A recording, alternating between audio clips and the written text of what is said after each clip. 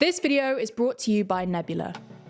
Today, Nigel Farage returns to UK frontline politics, the US votes to sanction the International Criminal Court, and Germany vows to get tougher on deportations. From TLDR News, this is your daily briefing for Thursday the 6th of June 2024.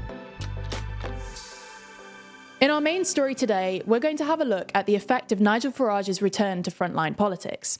While Farage has undeniably had a big effect on UK politics in the last 10 years, in the last couple of years he's opted to take a back seat. Although he is a member and honorary chairman of the Reform UK party, he didn't lead it and often took a back seat when it came to press conferences.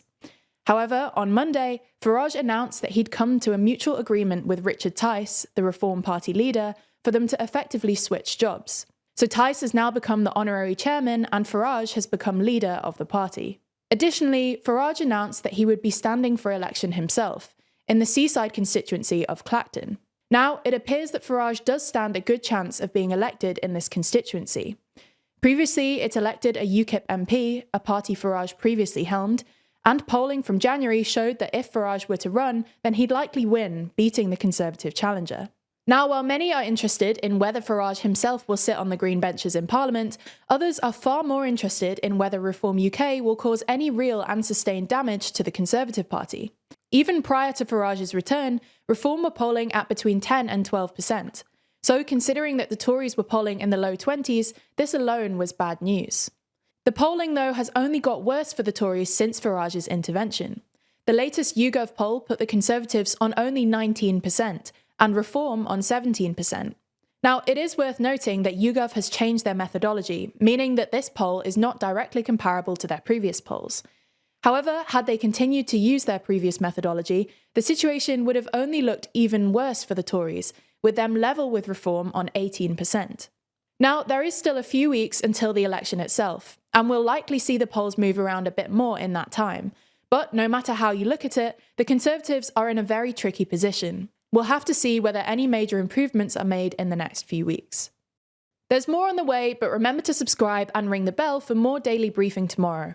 Plus, if you want to support the channel like Firewolf, then consider joining the new TLDR membership program for just $1.99.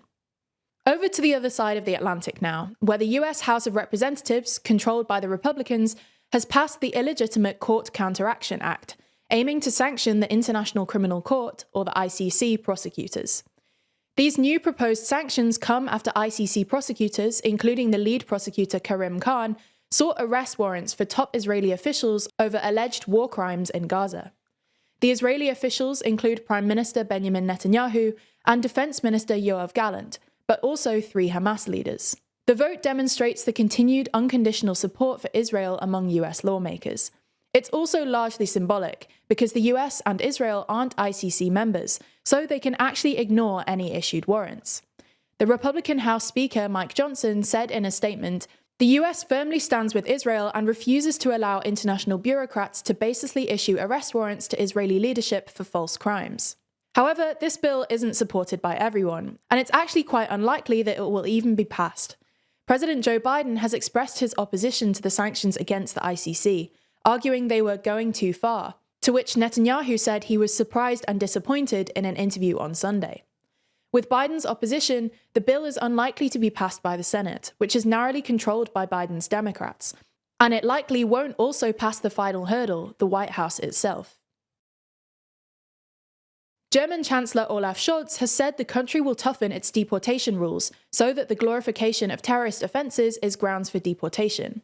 It comes after a series of knife attacks across the country, including a fatal one in Mannheim last Friday, after which a 25-year-old Afghan asylum seeker was detained on suspicion of repeatedly stabbing a police officer. The spike in violence comes as Germany prepares to hold the European Parliament elections this week, as well as municipal elections in 7 states.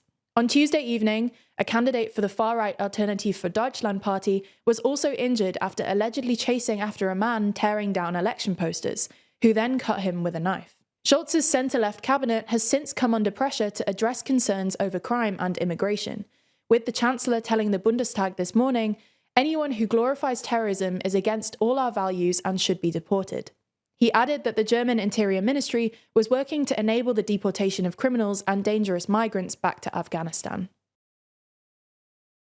Now over to some big news in the world of tech and AI.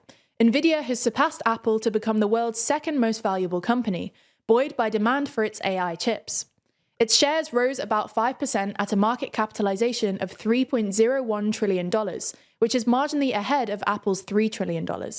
Investors and tech firms like Google, Microsoft, and Meta have flocked to investing heavily in Nvidia's chips, spending billions of dollars, and presently there seems to be no indication that these firms will be looking to slow down their shopping spree in the near future. With AI dominating the tech world, Nvidia's AI-centric data chips have led to exceptional growth. By mid-2023, its market cap had more than doubled to $1 trillion, surpassing Meta and Tesla.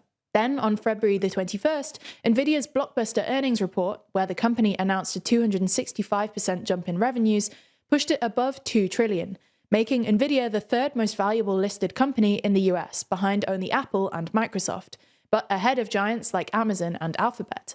This represented a single-day gain of $277 billion, the largest in Wall Street history. And now it's even managed to surpass Apple. Despite competition from rivals, namely AMD, which has produced a chip that's generally considered better than Nvidia's equivalent, Nvidia still continues to lead the global AI tech race. Capitalizing hard on the AI boom, CEO Jensen Huang has promised a steady flow of new chips, and Nvidia's Blackwell products are expected to generate substantial revenue this year.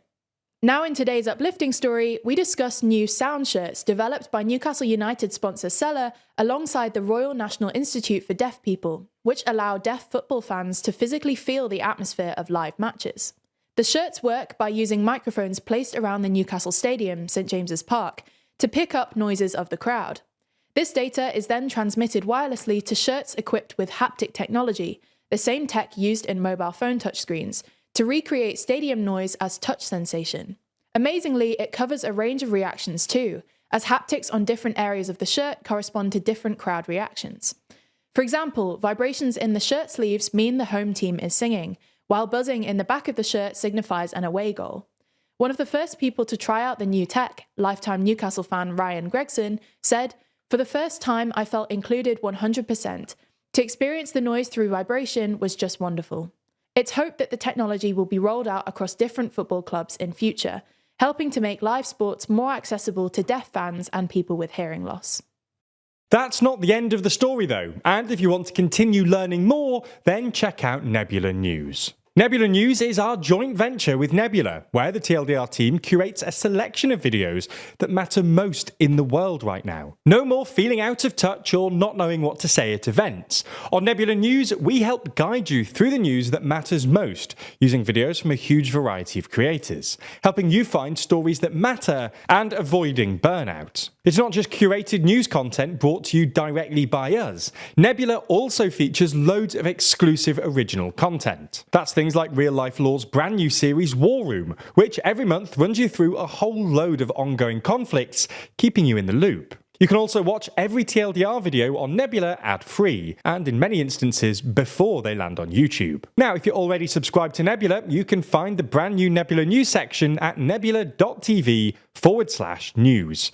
And be sure to bookmark or save that link so you can use it as your TLDR-ified news homepage. If you're not a member already, then click the link in the description to sign up now. If you do, you'll get 40% off an annual plan by using our link. That's less than £2 a month. Plus, Nebula will know that you came from us, which really helps us out.